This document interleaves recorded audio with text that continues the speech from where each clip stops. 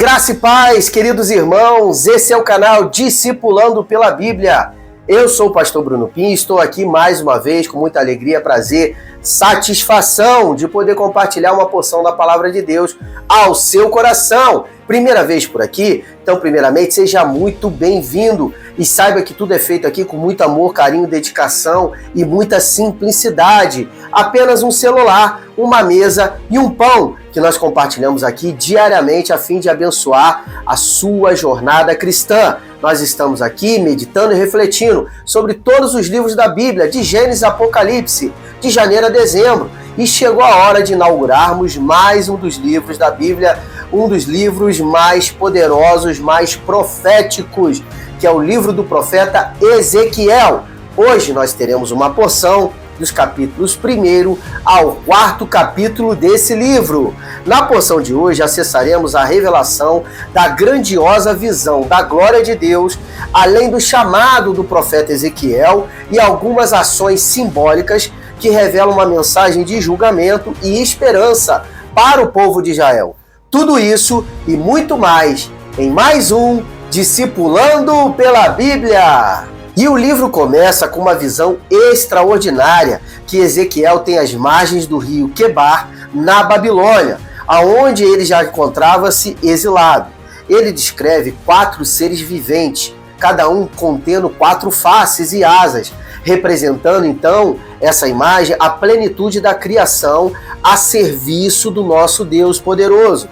Ao lado deles havia rodas que se moviam em todas as direções, cheias de olhos. Isso é um símbolo da soberania e da onisciência de Deus. Acima de tudo isso, Ezequiel contempla o trono do Senhor e sobre ele alguém semelhante a um homem, rodeado de muito fogo e esplendor ao seu redor. Simplesmente uma visão de plenitude da glória e da graça do Senhor. A reação de Ezequiel é de se prostrar diante dessa visão.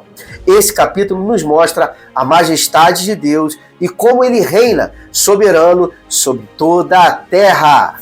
E no capítulo 2, após a visão de Ezequiel, o profeta recebe o seu chamado. Sim, um chamado profético está registrado nesse capítulo. Deus lhe diz: filho do homem, eu envio você aos filhos de Israel, um povo rebelde. A missão, então, aqui de Ezequiel não seria nada fácil, seria enviado para um povo que não dá ouvidos. O povo era teimoso e de coração muito endurecido. Mas Deus acaba fortalecendo o espírito do profeta Ezequiel, garantindo que ele não deve temer as palavras ou as atitudes daqueles que irão ouvir as profecias da sua boca. Em seguida, Ezequiel recebe um rolo. Esse rolo, ele recebe a ordem para comer, né? Era um livro, um rolo, formato de rolo. E ao fazê-lo, ele acaba achando, o paladar dele acaba achando esse livro doce como mel nos seus lábios. Isso simboliza que a palavra de Deus deve ser recebida interiormente, digerida antes mesmo de ser proclamada. Então é como se fosse aqui um sinal profético. Primeiro o profeta se enche das palavras de Deus para depois anunciar essas palavras. Aqui aprendemos que o mensageiro primeiro precisa se alimentar da palavra para somente depois ser apto e ter autoridade para transmiti-la. E no capítulo 3, Deus aprofunda a missão de Ezequiel. Ele é designado como um atalaia, ou seja, como uma espécie de vigia. A sua responsabilidade era avisar o povo sobre o perigo do pecado e do julgamento divino que estava por vir. Se ele se calasse, Deus diz diretamente ao profeta que ele seria considerado culpado. Mas se ele advertisse o povo, mesmo que eles não dessem ouvidos, teria cumprido a sua missão. Então, somente isso. Essa metáfora mostra a seriedade da pregação.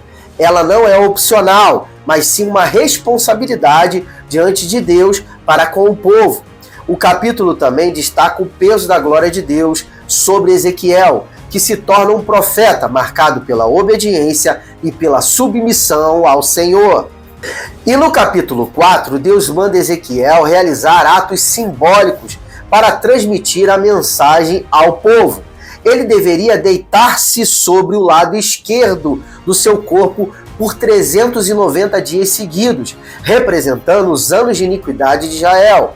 E depois, sobre o lado direito, ele deveria dormir 40 dias, simbolizando os anos de rebeldia de Judá. Olha que ato interessante.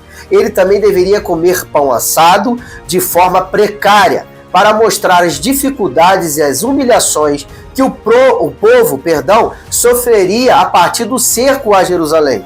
Essas ações visíveis chamavam a atenção do povo e anunciavam a seriedade do juízo que viria sobre o Israel de Deus. O capítulo nos lembra que Deus comunica sua mensagem de várias maneiras, inclusive de forma prática e impactante, para que ninguém alegue que está ignorante daquilo que o Senhor está anunciando.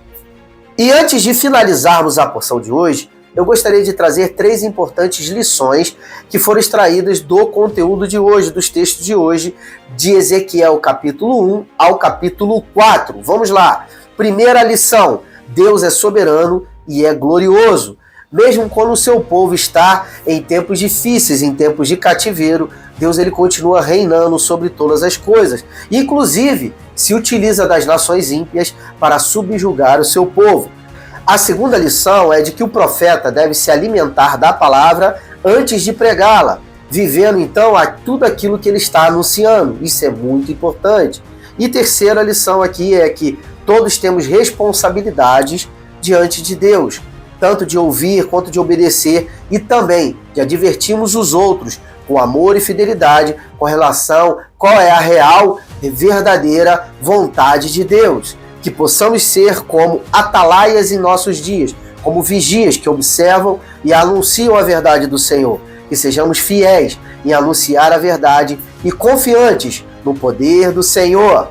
E aí, gostaram do conteúdo de hoje? Esse vídeo verdadeiramente edificou o seu coração? Então agora chegou o momento de você curtir, comentar, compartilhar e principalmente seguir esse canal para não perder nenhum conteúdo que é postado aqui diariamente, conteúdo verdadeiro e genuíno da palavra de Deus. E agora chegou o momento também de me despedir de todos vocês, deixando a graça e a paz do Senhor Jesus e dizendo que amanhã, se assim o Senhor permitir, nós retornaremos com muito, mas com muito mais. Shalom!